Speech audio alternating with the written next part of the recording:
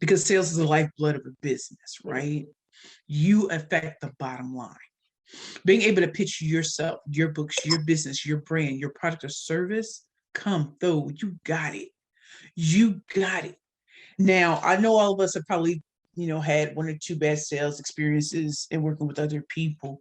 But as you start to look back, those are actually springboards into something else. I didn't think I was great at sales because, at first I didn't, but I got better. Mm. I got By listening to my guests share how they are discovering their best self, you will discover the best part of you. Hi, and welcome back to Discover Your Best Self podcast show. Y'all, I'm always going through my LinkedIn, my Instagram, and I just happened to fall upon, this awesome person that caught my attention. Her name is Precious L. Williams. She is none other known as the Pitch Master. And so what really drew my attention was, she was talking about her experience in corporate and then going out and training, all of these, huge Fortune 500 companies, teaching them how to sell. And I'm in sales. So I was interested off top. So before we hop into it, I do want her to go ahead and introduce herself. Please, Precious, introduce yourself and tell us where you're from. Okay, good day, everyone. My name is Precious Williams. I am the proud founder and CEO of Perfect Pitches by Precious. And since I'm affectionately known as the Killer Pitch Master, it's because I'm what slay all competition. As a 13-time national champion, top Fortune 500 sales trainer, international professional speaker, four-time number one best-selling author. I know a thing or two about communication skills, whether that's oral or written, and being able to do what I've done. I'm from St. Louis, Missouri. I'm from the Show Me State. I've been showing them since I was 16 years old. I am 43 years old. Now I'm living my best life. I ain't going back and forth with nobody. I'm a full-figure diva, plus size fashionista, fun gal about town. And I live the life I've always wanted to live. And it all started when I decided to truly be myself. And I know we hear about transparency and authenticity, and I want you to know I live it. Or as the Migos say, I walk it like I talk it. Walk it like I talk it. So my hair is never the same. My hair is never the same. Baby, I changed my hair like I changed my underwear.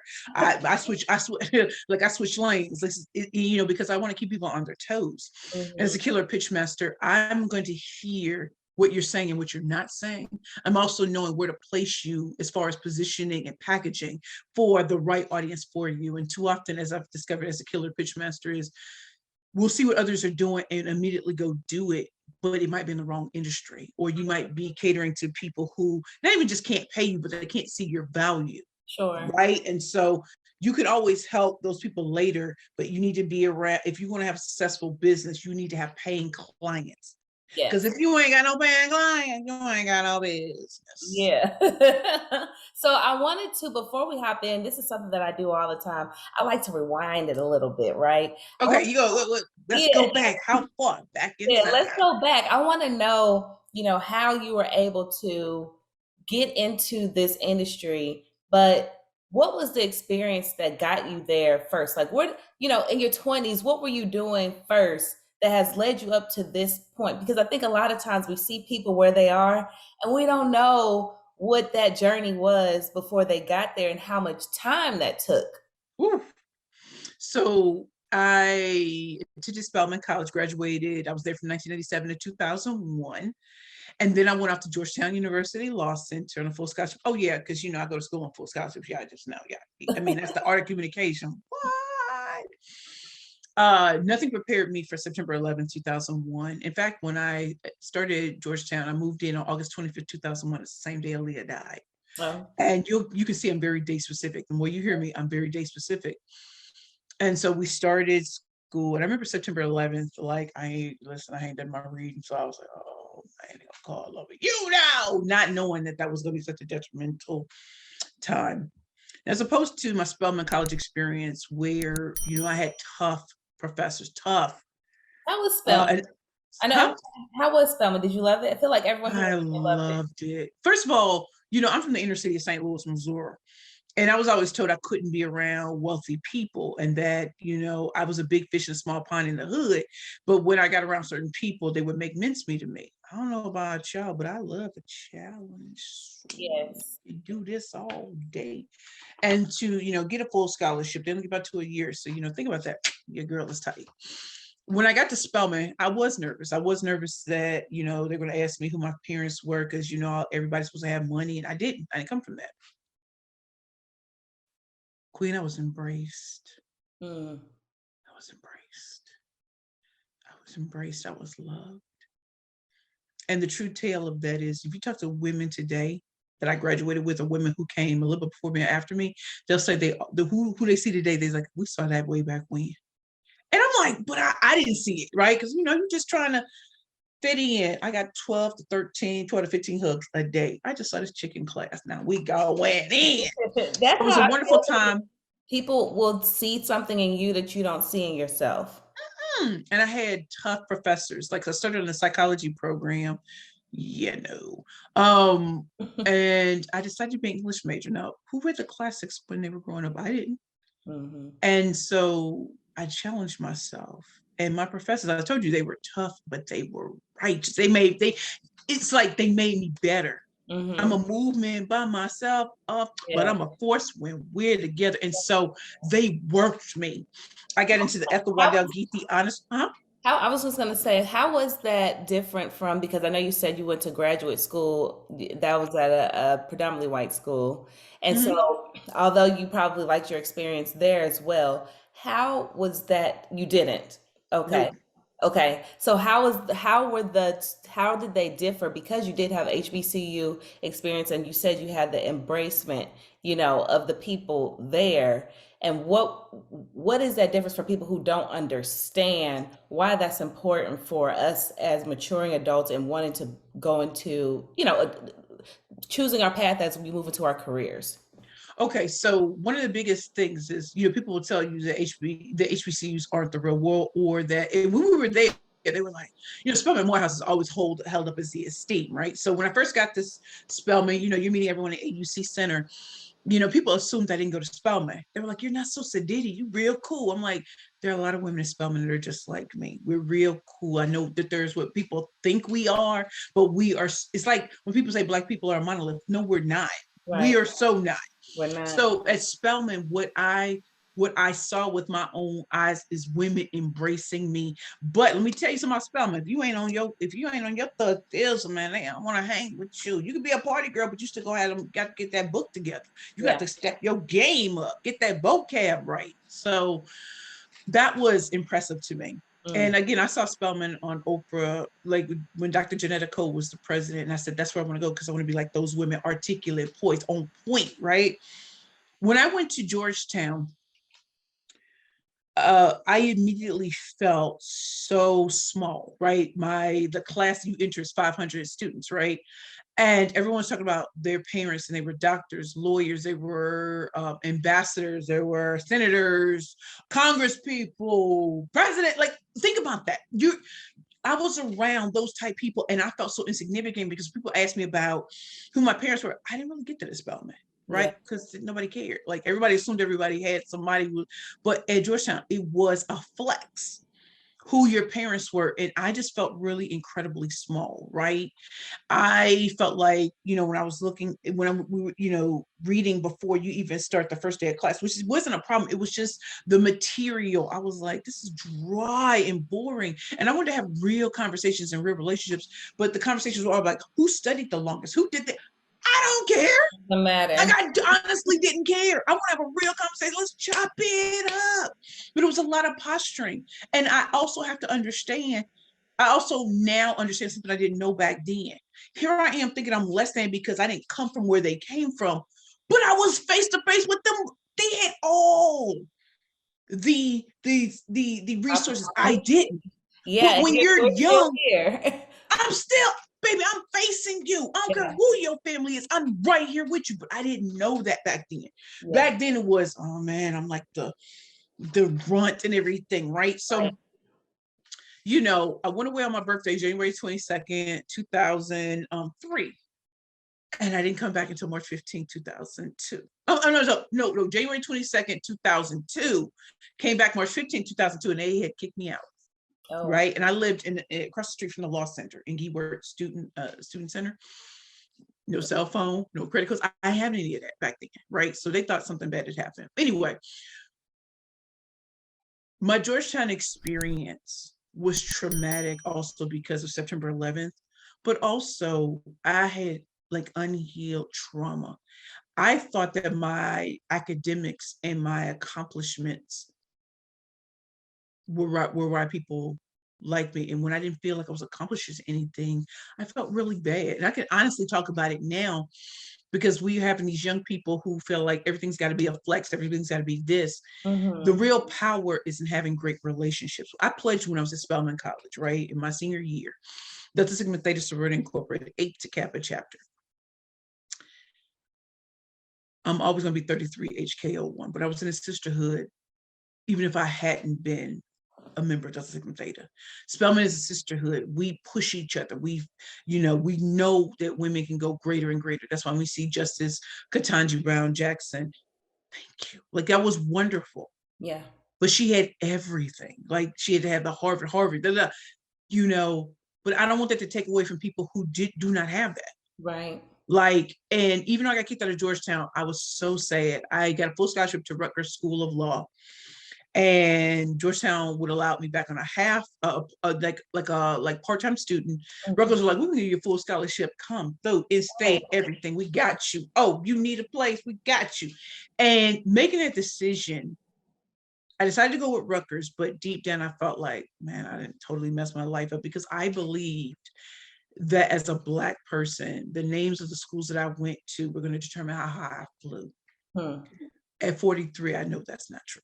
Exactly. In my 30s, I knew that wasn't true. But, I wasn't a Hoya lawyer, but I was a damn good attorney. And if I could get into Sullivan and Cromwell, if I could clerk for a federal judge in the Southern District with a 2.9 GPA, you heard me right, 2.9, I shouldn't have been nowhere.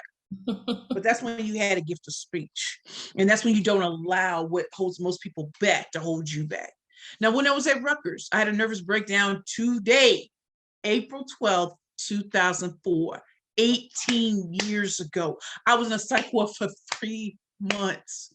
And my scholarship donor said, "You're not losing your scholarship. You won't come up out of here." The dean, Dean Frambush, who came to my room at Newark Baptist Israel Hospital in Newark, New Jersey, and she said, "You know you're gonna get through this." I'm looking at her like, "Babe, I got kicked out of a law school. Now I'm in this one. It's not gonna happen." She said, "We're not Georgetown, we're Rutgers. You're gonna get through this." What was the cause of the breakdown? It was just so much pressure. I think it was all the pressure. And again, I told you I had unhealed trauma. I hadn't really dealt with it. I just kept moving forward. So, Beyonce had did a thing called Year 4, where she admitted something that I haven't heard a lot of people who are successful admit. You go from award shows to getting awards to always being told you're fabulous and great, but you're just moving on to the next without processing. And you wake up one day and you don't have memories. You can have all the awards in the world. Do you have friends who love you? Do you have people who gonna ride for you? Do you have people who gonna hold your hand when you can't even afford ramen noodles? Do you have people that will invite you into spaces that your bank account won't allow you into? Right? And so when I came back after 3 months, started in fall of 2004, I had to take it moment by moment, not day by day. Because, babe, I wore the same clothes, didn't take showers. Like, the only thing I could do was just go to school. I don't know if I absorbed anything.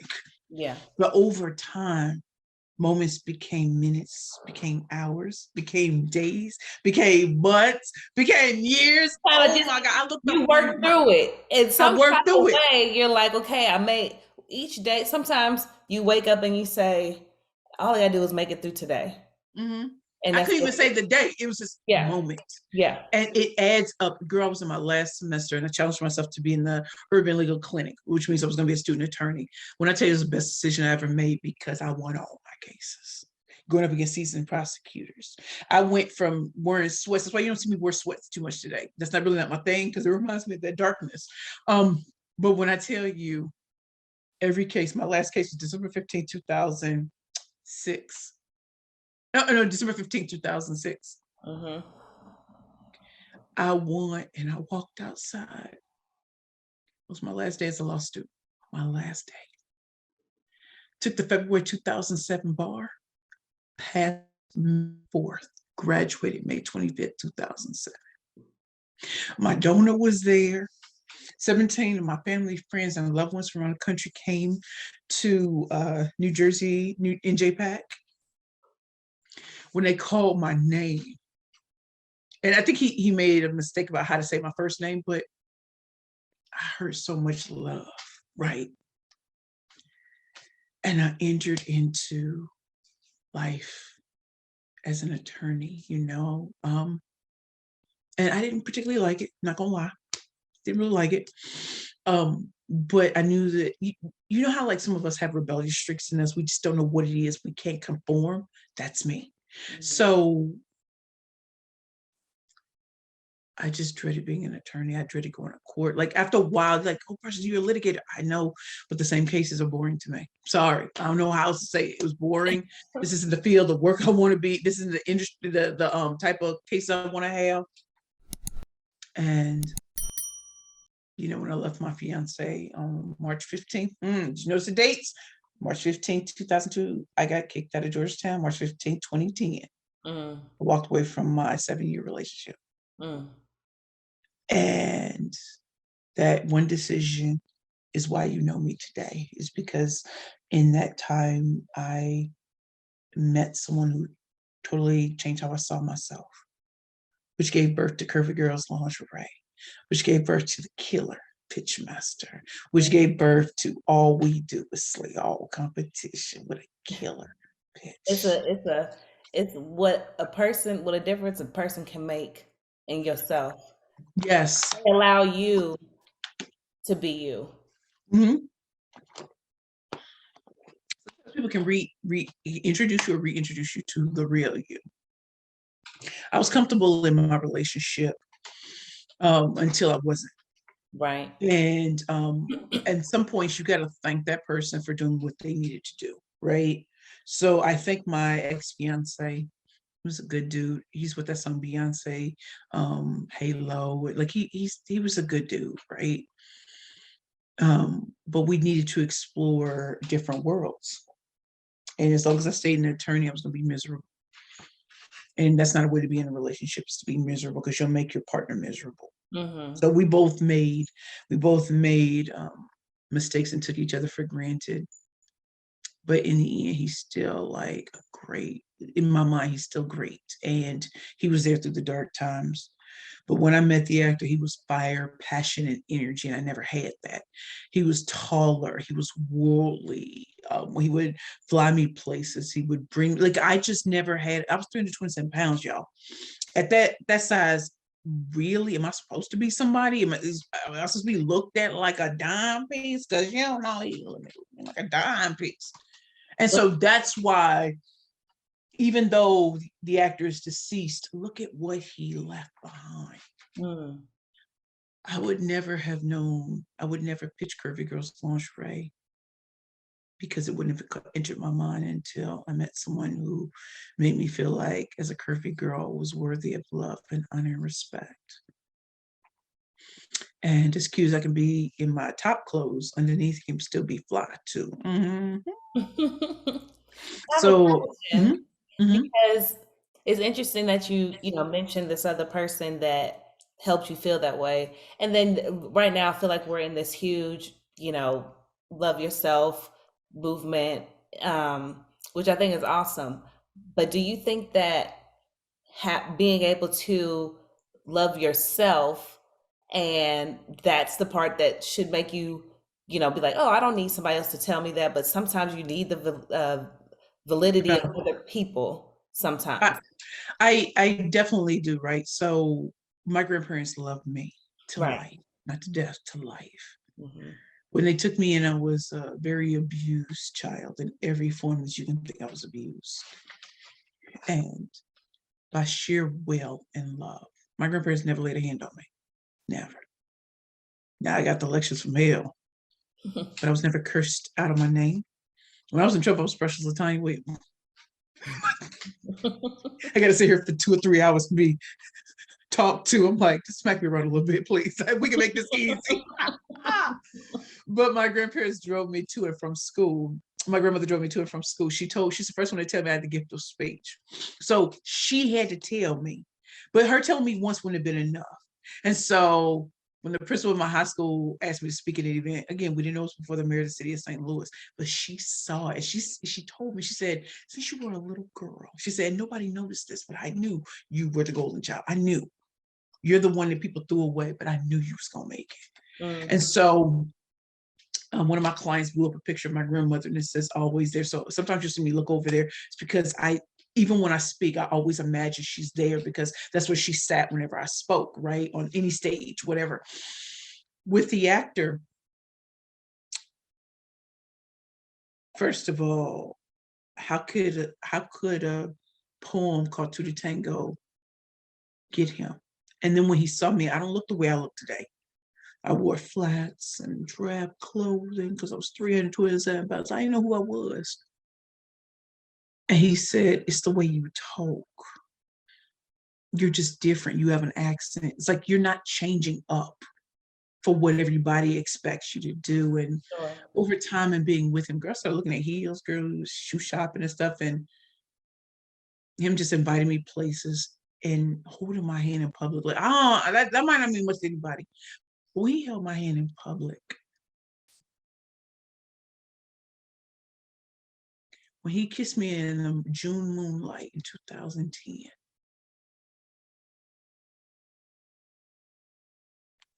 Those are memories I'll forever cherish. When I first saw him standing in front of Sardi's restaurant in the theater district in, Broadway, I feel like when he was walking, all eyes were on him. Like, kids, stop it. Like, everybody, like, and if I could have had my mouth open, I'd probably be like it's like fate and earth and heaven collide. We're just like, I never been with a confident man before. A confident man, when he stepped in there, and it's not just him being clean. It's just like, I know I'm the shiznick. Damn it. So why does that inform how I act today? When I step into a space, I don't walk in like, I'm just happy to be here. No, y'all ought to be happy I'm here. What did Kanye say? You should be honored by my lateness, that I will even show up to this. So go ahead, go nuts, go ape. You know what I'm saying?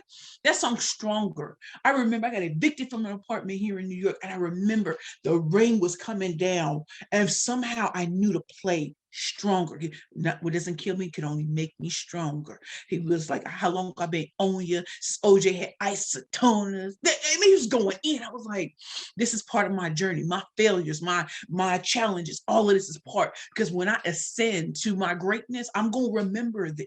I remember the people who talked about me. I remember all the people who shut the door on me. I remember all the people who said, you're a little too much. Now I'm like, maybe you're a little too little. Yeah. I'm not stopping a dang thing about Precious. I'm not arrogant. I'm not even cocky. I'm convinced of who I was because of what I went through to get here. And I think that some people would love to want to remind people, take it down a peg. You ain't telling Mark Zuckerberg to do it. You ain't telling Bill Gates to do it. You ain't telling Steve Jobs. You ain't even tell that the woman who started Theranos. You're not telling her we work by. But I gotta dial it back. I don't think so. Yeah.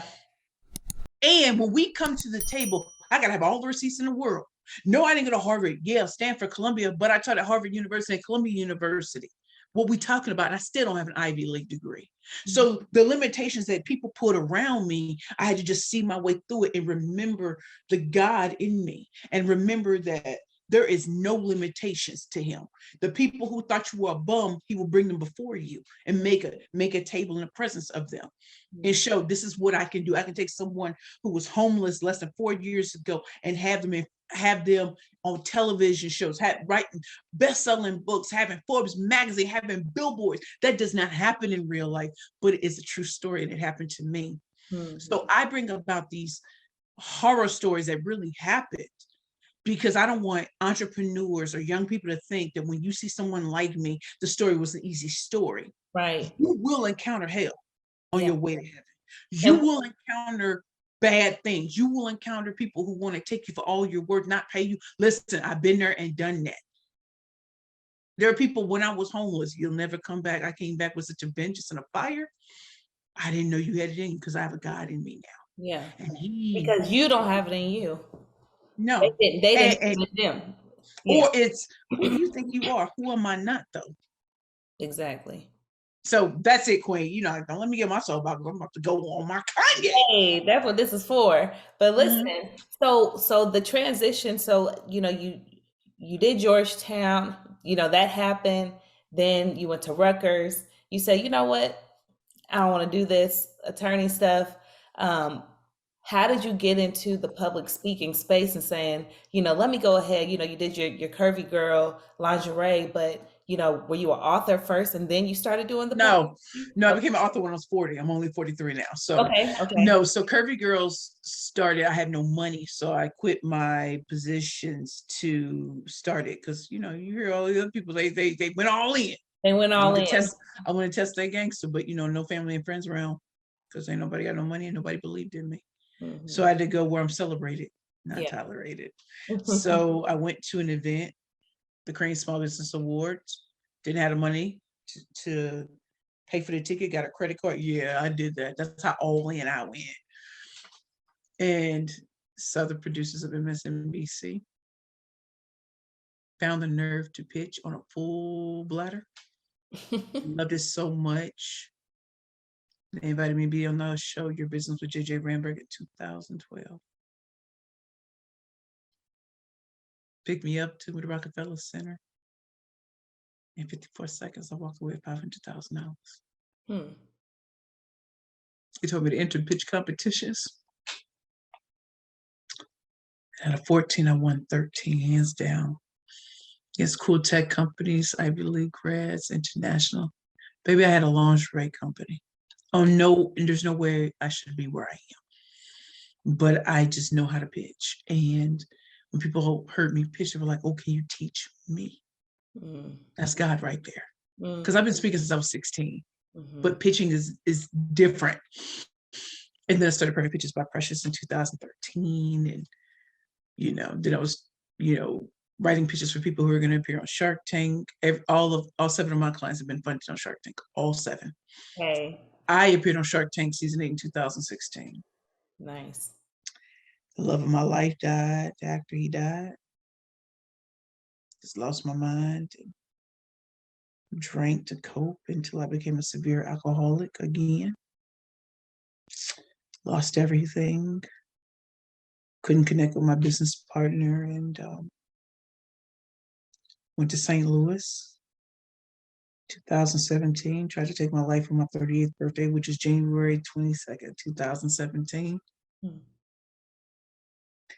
My cousin came home and saved my life. And I think God choked out the fat lady who was trying to sing. She didn't get a note out. He was like, nope, it ain't time. I had an angel who brought me back to New York on Greyhound. I was in crisis respite. Then I was in the Bowery Mission Women's Center for almost 2 years. Having a Christ Center life transformation program. I volunteered, discipleship classes, Bible study, learning how to cook and being in community with women in the most beautiful settings imaginable. Like I didn't live in a shelter. I lived in a Christ Center life transformation program. Our home was outfitted with better homes and gardens. We had volunteers that came from the biggest companies in the world, like L'Oreal, to talk to us, to give us products, and to encourage us. I walked out of there on September 1st, 2018, into my pastor's house, which I'm in today. Stood on the 3rd floor. I now have my own 2-bedroom apartment. What do you notice? Ain't nobody running through? Because I ain't got no kids. I ain't got no kids. You see my little doors, all we doing it in these streets. But overall, even here, I was scared that I wasn't going to be able to pay my $825 rent. Tell you, pastor sat me down. A 6'4", 6'5" white pastor from Seattle. He gave me that good father conversation because he wanted me to step into my greatness. He said, you're not homeless. You're here. We got your back. And from that day forward, I was saying, I'm kicking ass, taking names. And I did. And able to pay all back rent. Mm-hmm. We went from $825 to $2,200 because I have a 2-bedroom on myself. And of course, I could have had a roommate, but for me, I wanted to challenge myself. Mm-hmm. Have I been late? I've been evicted from 2 apartments here in New York City. I've been here almost 4 years. Do you see how everything, if I had never been evicted, I wouldn't know, I wouldn't appreciate the way I get to live today. Right. When I was playing that Kanye West Stronger, sometimes when I have really dark days, which is infrequent, I have to play Stronger. Like, all this is a part of the grand design of my life. And so to all the people that you look up to, even if they're making money as TikTokers, influencers, even if they're making it in business, they do have dark days. And it didn't start off this way. No, I don't know two people who start off successful from day one. Right. Good if you can, but most of us will go through trauma, drama, and stress to get here. And that's why it's important for me, even with the platform that I have, even with the influencer contracts I signed. Like, I want people to know I'm 43 years old. I'm a full-figure diva.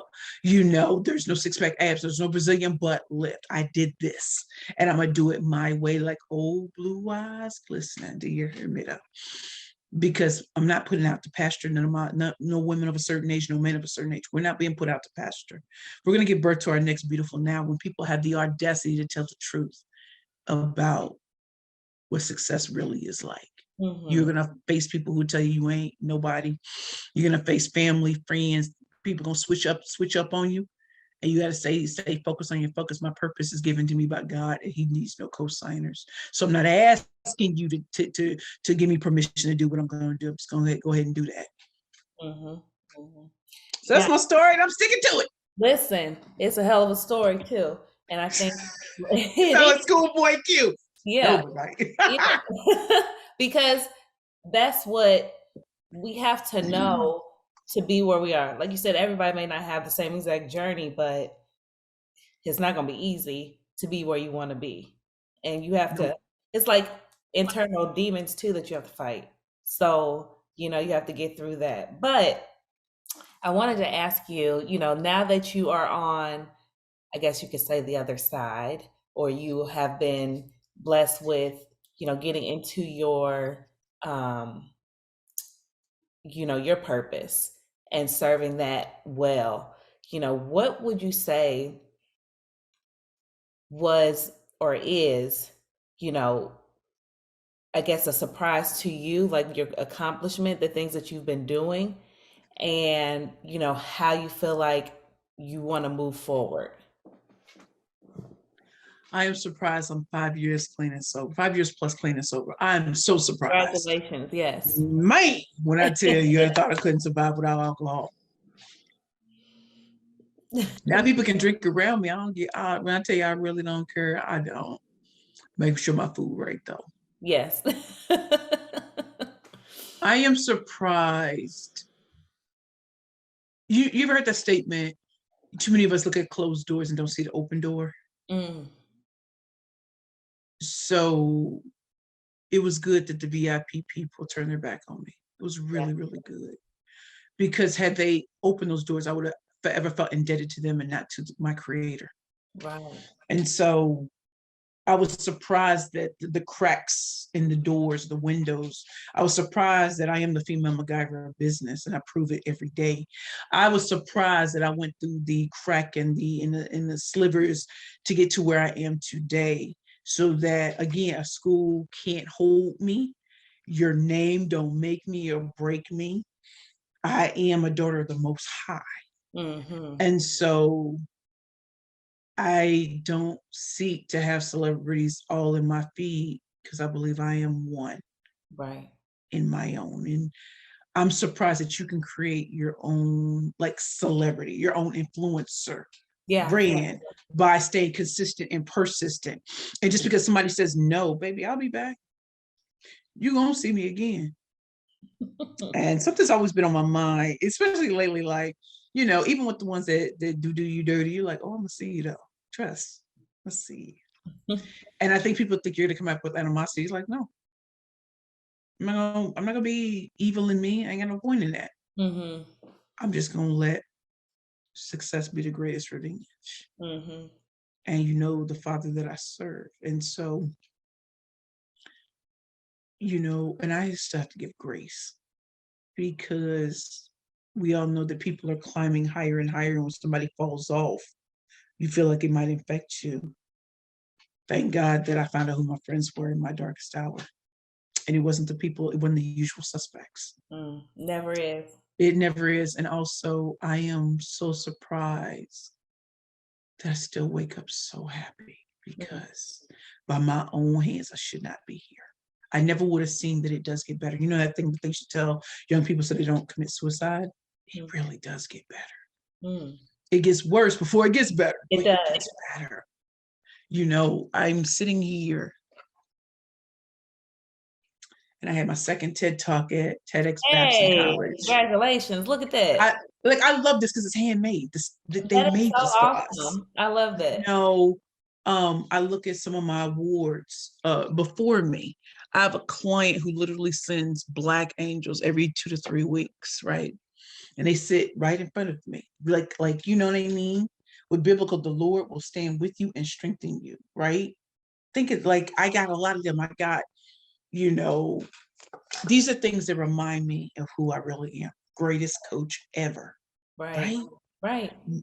So these are the things that I look to sometimes when, you having those hard moments, is that my client's success means that I'm a part of their journey.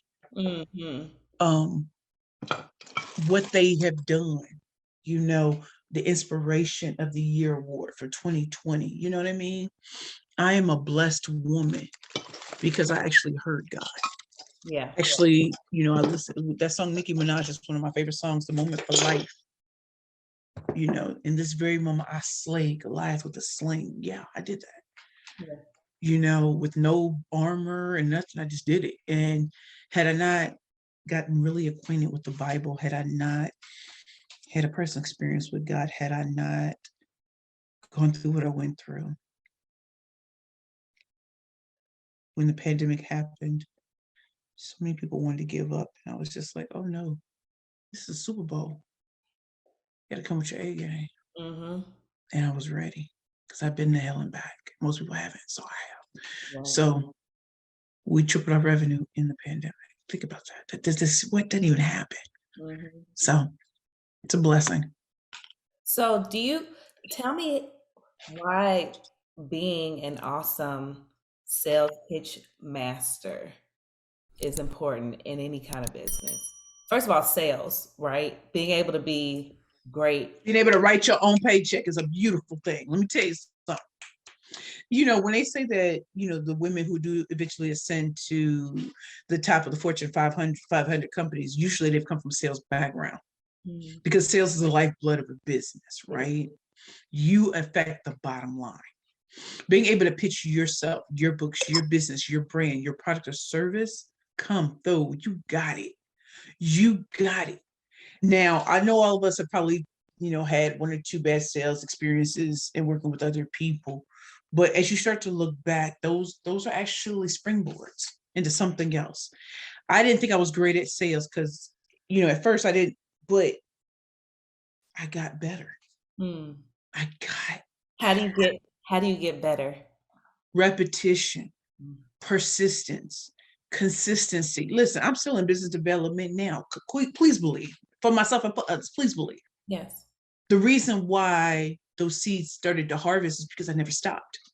And so when all the momentum happens, it's like, and people think, you're a success overnight. No, this is 10 years. Think about that. This is 10 years that I'm overnight success to you. I knew this probably in year 5, even with my darkest. I'm coming back with a vengeance, because there is opportunity in every tragedy. There are opportunities in every detrimental situation. And you don't learn that until you get older, and to appreciate everything that brought you here. That's why we really need to listen to our older people. They may not have had all the technology we have, but they had to make it regardless. There was no paid time off. There was no maternity leave. They did it. I'm blessed that we live in a day and time where you and I can have a podcast, a Zoom, and do this. Because there was a time, girl, to have to fly out. It would be like, listen, we're just gonna take her picture, put her in a magazine, something like, you know what I mean? Yeah. So we utilize what we have, but you do need to be able to sell yourself if you can't sell nothing else, for promotions, for referrals, for dope relationships, to get into industries and groups that maybe your bank account can't get you into. How do you sell yourself into situations? How do you speak and create money on a daily? Can you explain what that means? I think some people don't really know what that means, getting into rooms that your bank account can't get you into. Okay. So came out of homelessness, right? I had no money. But I went to the Tory Burch Embrace Ambition Summit, the first one she ever had. Nice. Hear what I'm about to tell y'all. I was homeless when I got the ticket. Mm-hmm. Walked in, and even though it's a free ticket, everybody wanted it, but there's only like 300 tickets. Yeah, everybody don't get one. Right. So I was blessed to sit next to Pam Coolness, the program manager for Bottomless Closet, which is sort of like Dress for Success, kind of. So as we were talking, I told her I was a killer pitch master. I slay all competition. Now, mind you, I've been homeless for 2 years, but I wanted to test myself. Mm-hmm. Girl, she said, we want to book you to speak at Bottomless Closet. And it was free. And I took it. Because how else would I have met her? Right. Let me tell you what came of that. When I went to Bottomless Closet and I taught on pitching, it was standing room only. I haven't spoken in years, right? They put us out of Bottomless Closet. That's how long we were there, and I was teaching it. It was good for my soul, because Bottomless Closet didn't even know I was a client. They didn't even know. Pam calls me. We want you to speak at Smart and Sexy Day at Viacom. I know y'all know Viacom is BET, MTV, VH1. I know y'all know that. I said yes. So I did a training for the executives and the women for Smart and Sexy Day. What came of that? An influencer contract. What came out of that? Speaking before Saturday Night Live, J. Jill, In Style Magazine. Would you say you had to go through the windows and cracks with the doors closed? So would my bank account have gotten me into these spaces? No, but my talent did. And so sometimes people think when speakers speak, they're only telling sob stories, not understanding that not every story is for every audience. And even in sales, your pitch is not the same to every. How I pitched to even get into LinkedIn, Google, Microsoft as a corporate trainer, Federal Reserve Bank, into a QuickBook, Yelp, y'all don't even know. It's because when people heard me, they heard something different. I wasn't talking about the stuff I talked to you about coming from homeless. They didn't even know that. Because I want to talk about where I am today. I'm the killer pitch master. If I talk to everyone about the hard times, they will always downtrodden hood recipient. No, I'm the killer pitch master.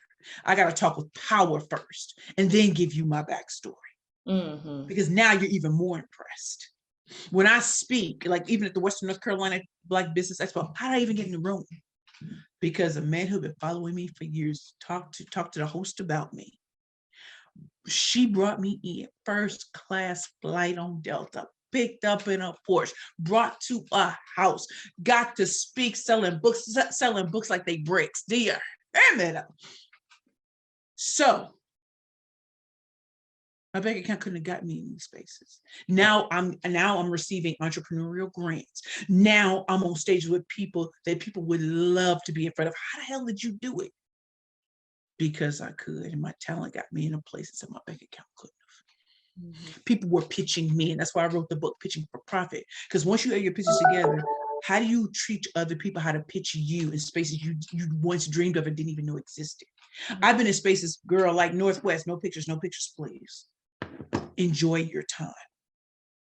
We don't do pictures over here because we are in the moment of it all. Experiencing. I've been in movies. That was Sir Richard Branson, Jack Canfield, Chicken Soup for the Soul. I lived in Santa Monica where my PA drove me into the hills of Malibu every day. I thought craft services would be like chips. Oh no, we was eating beef Wellington and beef Burgundy. We took a beautiful RV and went to the Joshua Tree and stayed there all night, building fires. And like I've had incredible, spoken in Milan, Italy, flew out like an Instagram thotty to spaces around the world, been a speaker at International Women's Day in Halifax, Nova Scotia. I'm Black on both sides. What you talking about? Ain't nothing ambiguous about me. Nothing. And yet, I am the killer pitch master. And that's why in sales, there still needs to be a niche. I chose pitching as my niche, not motivational speaking, not transformational speaking, not inspiration, because they're always going to go with bigger names. But when it comes to pitching, you gonna know me. Mm-hmm. That's why I did Shark Tank. That's why I speak. I'm still in the trenches showing speakers how to get it done, so that people don't think that I just could go back to the people way back when before I was homeless. No, they didn't even open the door, and now they're in my inbox. Say what? Yeah.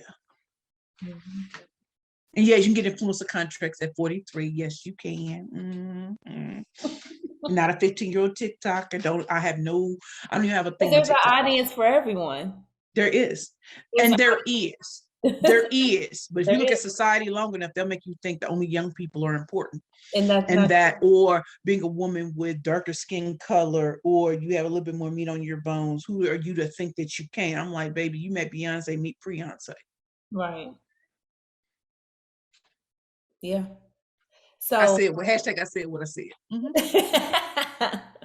Listen, that's so important, because, just hearing you talk about that, now I'm even more motivated, right, to go out and do what I have to do. But I'm hoping that motivates people who are listening and watching, because, I think I mentioned it while you were talking, you were creating those spaces and where you said the door was closed. And it didn't matter, because I think when people see you, or they see someone that's fresh or whatever grabs their attention, they're not asking what their bank account is. They're not asking that. They want to know. Baby, when I tell you they don't ask, they don't. Kind of like when you get out of school 5 years later. If somebody's asking you about your GPA, it's a problem. I promise you. I wish somebody would ask me, but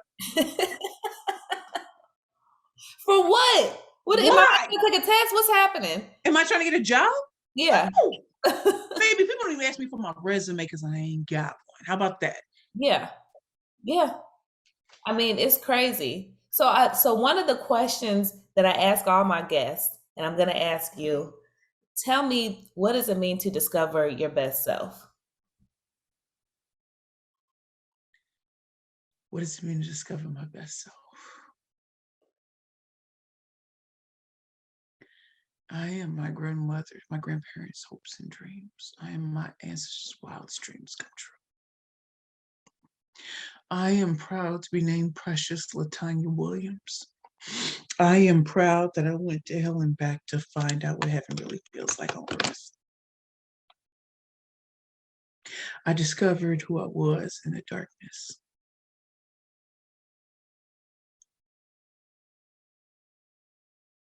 It feels so good to breathe and be me. That the same person you see on stage is the same person out of stage. I can be temperamental. Mm-hmm. I like things to be a certain way. But I'm always going to over deliver. I'm going to hype up the audience. I'm going to give them that business, not business, business talk that my granddaddy used to say. And I'm going to light it up like only I can. Every time I hit a stage, every time I make a sale, it is not lost on me that there were people who said it could never be. I knew I was walking in my purpose when my first book came out and it debuted at #1 in Forbes magazine. Wanted to write about it. When I saw that billboard in Times Square with my face, and my mother said, nobody would ever want me. No man would ever want me. No one I dated a very famous husband. Knowing that there are men and women that want me. Can we keep it a buck at my 200 plus pounds? Mm-hmm. Listen. And your gifts will make room for you. when you make room for them. Mm. It took guts to leave a legal career behind. It took guts to go all in. It took guts to say that I wasn't blessed to have a gap year or to go find myself, but I did. I know it looked crazy from the outside. And as Joel Osteen always says, in the natural, it looks bleak, and the supernatural's already written. So I wake up every day, even if I'm tired, I'm thankful I have another day to bless others, which in turn bless me. You always hear people say, oh, if you don't love yourself, you can't love anybody else. I said, I know a lot of people who are loved by other people who don't love themselves. You see, so I understand the sentiment, but I do love myself. Do I have moments where I'm like, man, I could stand and probably lose? No, I don't even have moments like that. No. Or, I could, my hair need to be redone. Like, okay, but if it ain't, did I lose value? No. Did it stop my speaking ability? No. And my toothless aggression, because as Cardi B said, God, our bag and vex my D. Oh, no, it ain't cheap. Baby, I have bone grafting, it's healing, and then we got to put the implants in. Don't let people tell you dental work is cheap. If it's cheap, I don't even want it. Yeah. I promise you. Yeah. And to be able to say that live. I mean, I did my TED Talk. I took my little tooth out. People were like, I said, do you want perfection or toothless aggression? Yo, they was on their feet. Even the college students like, yes! Like, baby, we shot hashtag shock and all. That's all we do. I'm telling you, I don't think TED Talk ever had that before. They haven't. They were. Yeah. They said, you have such confidence. I said, why not? Because y'all keep selling this bill of goods that everything is perfect, or that you got to look, sound, and act. No, my pictures are perfect. I am not. Yeah. My pictures are perfect. I so am not. Nice. I love that answer. I'm not going to add anything else to that. She said, I'm not going to say that. I'm not gonna say anything. No, that was awesome. So tell people how they can find you and your social media or email or anything like that. Okay. So good day, everyone. Again, my name is Precious Williams. I'm the proud founder and CEO of Perfect Pitches by Precious. My website is www.perfectpitches, Pitches, by precious.com. On Facebook, I'm at Perfect Pitch P. On Twitter, I'm at Perfect Pitch P. On Instagram, I'm at Perfect Pitches P. I have a YouTube channel. I also have a LinkedIn live show called Keeping It Real with the Killer Pitch Master, usually every Sunday live. If you go to my website, www.perfectpitchesbyprecious.com, you can also see the variety of services that I offer. My one-on-one training programs where you can work one-on-one with me for my 2-hour laser focused pitch sessions. If you're a speaker, you want to be booked, busy, and paid, I suggest you check out my Booked and Busy Speakers Bootcamp. Also, we've created digital products for those who need to create their speaker one sheets, also and workbooks on getting booked and busy as a speaker. I have my 4-time best-selling author, so you go to my website again and check out my 3 books that have already been published: Bad Bitches and Power Pitches for women entrepreneurs and speakers only, Bad Bitches and Power Pitches, the workbook, and Pitching for Profit, the Bad Bitches Playbook to convert conversations into currency. You can check that out on the site. My 4th book comes out in September 2022, but you can get it now in pre-order. It's called The Pitch Queen: A Woman's Journey from Poverty to Purpose and Profits. So those are the ways you can get in contact with me. I look forward to hearing from you all. Great. Oh man, I just feel like there was so much value in this episode. I really truly hope that you all, the audience, you are taking notes, that you did take notes. If you didn't, go ahead and rewind, go ahead and push it back, play it back, so that you can, remember what you just heard. And sometimes it takes a couple of plays. I do, Queen. It do. It does. You might have missed something. But yes, thank you so much for continuing to follow us. Keep subscribing. Go ahead and hit that notification bar so that you can be updated on all the latest podcast episodes. And you can still follow me on Discover Your Best Self on Instagram. So thank you so much for tuning in. I hope you truly enjoyed just as much as I did. Bye. Bye. Thank you for listening to Discover Your Best Self. Don't forget to subscribe and comment. Follow us on Instagram at Discover Your Best Self.